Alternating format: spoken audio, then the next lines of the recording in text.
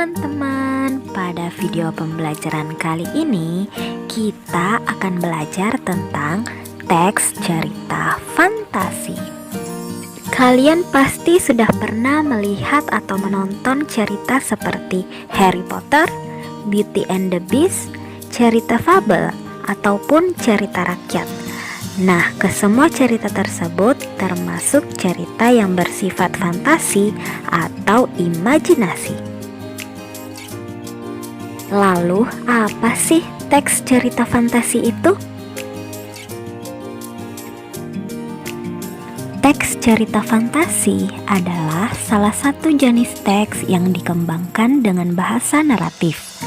Teks jenis ini berisi tentang suatu cerita atau peristiwa yang mengandung unsur fiktif, imajinatif, atau berdaya khayal, dan supranatural atau di luar kebiasaan alami atau naluri pada umumnya. Beberapa jenis teks cerita fantasi seperti yang disebutkan sebelumnya, yaitu yang pertama, cerita fabel. Cerita fabel adalah cerita yang berlatar belakang hewan sebagai karakter utama. Yang kedua, mitos atau kepercayaan yang berkembang di masyarakat. Yang ketiga, legenda. Legenda adalah asal-muasal satu tempat atau peristiwa. Dan yang selanjutnya, cerita peri-peri kerajaan, yaitu cerita seputar istana dan peri-peri yang terlibat di dalamnya. Berikutnya, jenis-jenis teks cerita fantasi. Jenis teks cerita fantasi ini terbagi menjadi beberapa bagian. Yang pertama, berdasarkan latar cerita. Jenis ini terbagi menjadi dua, yaitu lintas waktu dan sesaman. Lintas waktu artinya latar yang digunakan bisa melintasi ruang dan waktu. Misalkan di awal-awal, isi cerita berlatarkan masa lalu, di tengah-tengah cerita berlatarkan masa kini, dan di bagian akhir berlatarkan masa depan. Sementara itu, sesaman artinya latar yang digunakan hanya satu masa, misalkan masa kini saja, masa depan saja, atau masa lalu saja. Jenis yang kedua yaitu berdasarkan kesesuaian dengan kehidupan nyata. Terbagi menjadi dua. Yang pertama, cerita fantasi total. Dalam kategori ini, semua yang terdapat pada cerita tidak terjadi dalam dunia nyata. Misalnya cerita fantasi Nagata itu total fantasi penulis. Jadi nama orang, nama objek, nama kota benar-benar rekaan penulis semata. Sementara itu yang kedua, cerita fantasi irisan.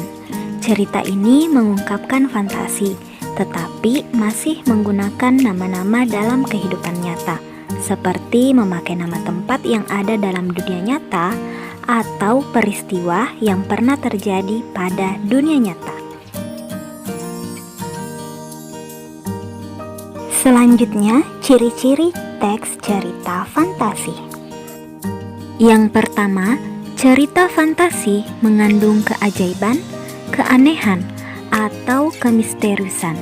Juga berisi hal-hal gaib dan misterius yang tidak ditemui dalam dunia nyata. Yang kedua, cerita fantasi adalah cerita fiksi yang bergenre fantasi atau dunia imajinatif ciptaan penulis. Pada cerita fantasi, hal yang tidak mungkin dijadikan seolah-olah biasa. Yang ketiga, tokoh dan latar adalah ciptaan penulis dan tidak ada di dunia nyata atau modifikasi dari dunia nyata. Keempat, cerita fantasi memiliki tema magic atau keajaiban, seperti sihir, supranatural, atau futuristik. Yang kelima, ide cerita terbuka mengikuti daya hayalan penulis. Yang keenam, rangkaian peristiwa cerita fantasi memakai latar yang tidak terbatas dimensi ruang dan waktu. Misalnya, tokoh utama bisa berada di beberapa waktu dan tempat dalam satu cerita. Yang ketujuh, Tokoh di dalam cerita fantasi biasanya diberi watak dan ciri yang unik, serta jarang ada dalam kehidupan sehari-hari. Maksudnya, tokoh memiliki kesaktian dan kekuatan tertentu, atau mengalami peristiwa misterius yang unik dan tidak ada di kehidupan biasa. Yang kedelapan, cerita fantasi bersifat fiktif. Memang bisa saja terinspirasi dari latar atau objek nyata, namun tetap dibumbui imajinasi dan fantasi. Selanjutnya yang kesembilan, bahasa yang digunakan variatif, ekspresif, dan menggunakan ragam percakapan yang bukan bahasa formal. Selanjutnya, struktur teks cerita fantasi terbagi menjadi tiga. Yang pertama orientasi, yang kedua komplikasi, dan yang ketiga resolusi. Baik, mari kita bahas satu persatu. Yang pertama orientasi. Bagian ini mengenalkan latar, tokoh, dan kisah baik dari segi waktu, tempat, maupun peristiwa. Orientasi juga biasa digunakan untuk menata berbagai adegan dan menjelaskan hubungan antar tokoh.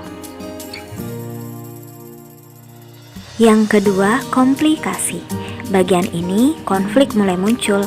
Konflik adalah pertentangan atau kesukaran-kesukaran bagi tokoh utama. Komplikasi menjelaskan bagaimana sebab akibat konflik yang terjadi antar tokoh. Bagian ini akan bergradasi, memuncak, hingga mencapai klimaks. Yang ketiga, resolusi. Bagian ini adalah penyelesaian dari berbagai konflik yang terjadi. Resolusi juga dapat menjadi pernyataan akhir terhadap kondisi yang dialami oleh tokoh utamanya. Selanjutnya, kaidah kebahasaan teks cerita fantasi. Yang pertama, menggunakan kata ganti dan nama orang sebagai sudut pandang penceritaan. Misalnya, aku, mereka, dia, Ersa, Doni. Yang kedua, menggunakan kata yang mencerap panca indera untuk deskripsi latar, baik itu latar tempat, waktu, maupun suasana. Perhatikan contoh kutipan teks berikut. 3 rumah bergaya kerucut menyambut mataku. Emas dan berlian bertaburan di dinding rumah itu. Laboratorium berantakan, semua peralatan pecah. Aneh, hanya laptopku yang masih menyala. Kutipan teks tersebut merupakan penggunaan kata yang mencerap panca indera untuk deskripsi latar. Yang ketiga, menggunakan pilihan kata dengan makna kias dan makna khusus. Contohnya, alien itu berhidung mancung. Dengan hidungnya yang menjulang, ia mengendus sekeliling. Yang keempat, menggunakan kata sambung penanda urutan waktu. Misalnya, setelah itu, kemudian, sementara itu, bersamaan dengan itu, tiba-tiba, ketika, sebelum, akhirnya, 2 tahun kemudian, dan sebagainya. Perhatikan contoh kutipan teks berikut. 2 tahun kemudian, Varta telah sampai di planet Mars dan bertemu dengan Tatao. Akhirnya, Varta dapat menyelamatkan diri dari terkaman raksasa. Kata sambung pada kutipan teks tersebut yaitu 2 tahun kemudian dan akhirnya. Yang kelima, menggunakan kata atau ungkapan keterkejutan. Penggunaan kata atau ungkapan keterkejutan berfungsi untuk menggerakkan cerita atau memulai masalah. Contoh, tiba-tiba seorang alien yang berukuran lebih besar datang. Di tengah kebahagiaannya, datanglah musibah itu.